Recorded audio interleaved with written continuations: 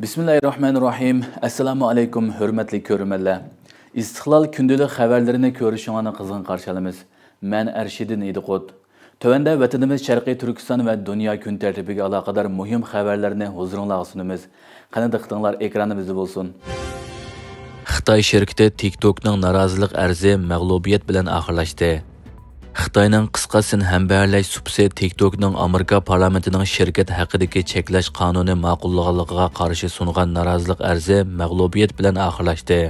Amerika ovozining bu vaqtdagi xabarida qayd qilinishicha, Amerika narazılıq soti 6 dekabr rasmiy hukm chiqarib, Amerika parlamenti bu yilning 5-ida ma'qullagan amerikaliklarni raqib davlatlarning kontrolligidagi detallarning ziyonkashligidan qo'g'dash qonunining Amerika asosiy qonun qo'g'dayotgan fikr erkinligiga zid emasligini muayyanlashtirgan va TikTok'ning narazılıq arzini rad qilgan. Mazkur qonunda TikTok supsining Xitoy kommunist rejimi tarafidan kontrol qilinganligi, Amerikaliklarning uchur bexatarligini qo'g'dash uchun TikTok'ning bosh shirkati ByteDance'ning 2025-yili 19 yanvardan burun Amerikadagi tarmoqini setib o'tib, bosh shirkatdan ayrishi kerakligi, unda qilmasa TikTok'ning Amerikada butunlay cheklanadiganligi bekitilgan edi. Uzun o'tmay TikTok bu vaqtda narazılıq arzi sungan edi. Ko'plagan parlament a'zolari narazılıq soti chiqargan hukmni qarshi oldiganligini bildirgan bo'lib, buni Amerika xalqining TikTok ishlatuvchilarining g'alabasi va Xitoy kompartiyasining yengilishi deb sifatladi.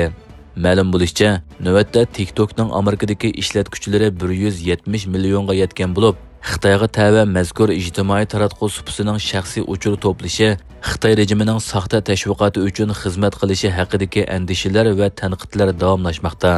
Hozirga qadar Amerika, Turkiya, Hindiston, Pokiston, Qirg'iziston qatorliq bir qism davlatlarda TikTok app detali butunlay yoki qisman cheklangan.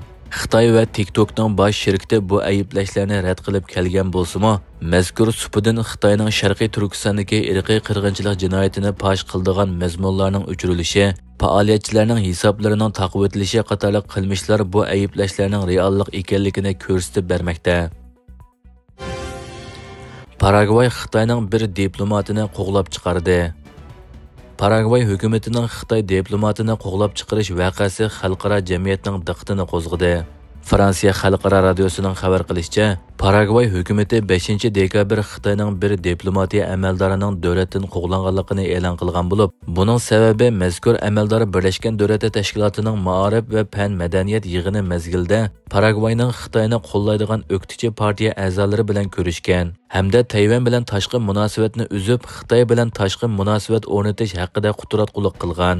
Xitoy Tashqi ishlar ministrligining bayonotchisi Lin Jian 6 dekabrdagi qarorlik axborot e'lon qilish yig'inida Paragvay hukumatining bu qaroriga norozilik bildirgan. Bildirilishicha, Paragvay Birlashgan Davlatlar Tashkiloti Ma'arif va fan madaniyat tashkiloti yig'iniga qatnashgan Xitoy Tashqi ishlar ministrligining Latin Amerika ishlari maslahatchisi Shuweyni Paragvayning ichki ishlariga aralashdi deb ayblagan bo'lib, uning vizasini bekor qilgan va 24 soat ichida chegaradan ayrilishni talab qilgan. Reuters agentligining xabariga asoslanganda, Shuwey Paragvayning Xitoyni qo'llaydigan o'qituvchilar partiyasining ishki a'zosi bilan ko'rishganda, Paragvay Tayvanning o'rniga Xitoyni e'tirof qilishi kerak. Bu tanlash purchoq eksport qiluvchi Paragvayga foydali deb Paragvayni Tayvandan yuz o'rib, Xitoyga moyil bo'lishga quturatqulik qilgan. Paragvay hozirga qadar Tayvan bilan diplomatik munosabatni saqlab qolgan 12 davlatning biri hisoblandi. Somali dengiz tavallikida Xitoyning baliqchilik paraxoti bulandi. Somali dengiz tavallikida Xitoyning baliqchilik paraxoti bulangan bo'lib, Xitoydan 5 million dollar talab qilingan. Amerika ovozining xabarida bildirilishicha, Somali doiralari 6 dekabr Xitoyning bir baliqchilik paraxotining Somalining sharqiy shimol dengiz qirg'og'ida bulanganligini, paraxotda 18 xodim borligini e'lon qilgan. Amerika Birleşme Agentligi Somali amaldorining so'zini naql keltirib aytishicha, bu paraxot hozir Puntland yerim avtonomiya shtatining Shafun rayonida dengiz qirg'og'idagi qurolli guruhlar tarafidan tutib turilmoqda ekan. Paraxotni bulg'uvchilar AK-47 tipli avtomat, pulemyot qatorliq qurollar bilan qurollangan. Yevropa ittifoqi dengiz qaroqchilariga qarshi turish uchun qurilgan dengiz armiyasi Atlanta harakati payshanba kuni bayonot e'lon qilib, paraxotda 18 paraxot xodimi bor bo'lib, hozirgacha hech kim yaralanmagan. Tekshirishdan keyin bu voqea dengizda qurolliq bo'lonchilik qilish voqeasi deb bekitildi deyilgan. Munosabatli xabarlarda aytilishicha, paraxotni bulg'uvchilar dastlabda Xitoydan 5 million dollar talab qilgan. keyin bireylan 1 million dollar berishni o'ttirg'a qo'ygan bo'lsa-mu, biroq rad qilingan. Somali doiralari bu uchurni dalillamagan. Yaponiya Filippinni 10 million dollarlik yordam bilan ta'minladi.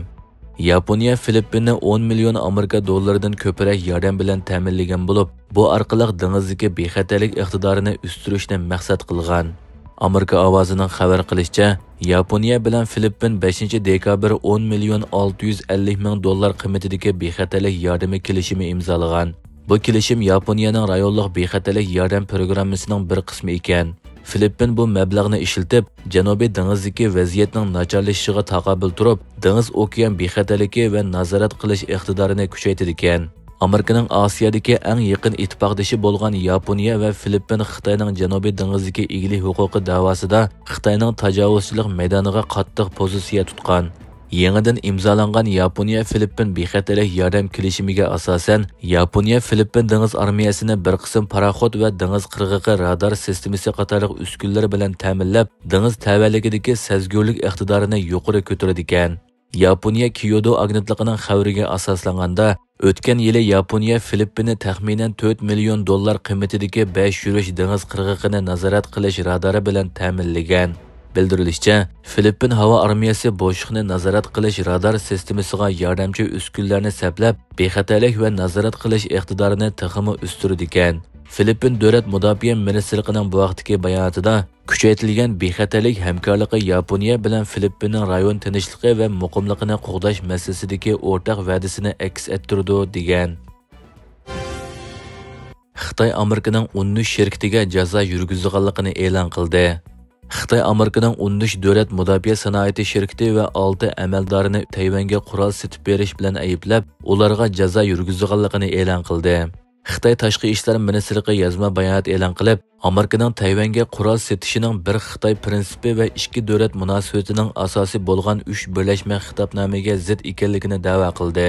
Xitoy bayonotda Tayvanga qurol sotib berishning Xitoyning ichki ishlariga aralashishi ekanligi, bu qadamning Xitoyning egalik huquqi va zamin butunligiga tahdid solganligi, tashqi jazoga qarshi turish qonuniga asosan 13 shirkat va 6 amaldorga jazo berilganligi haqida jar soldi. Jazoga asosan bu shaxs va organlar bilan hamkorlashish, mol sotib olish va boshqa birlashma faoliyatlar cheklangan. Amerika Tashqi ishlar ministrligi 29 noyabr Tayvanga F-16 zapas zapchaslari, ilg'or radar sistemasi va ko'chma aloqa sistemasini setishni tasdiqlaganligini e'lon qilgan edi.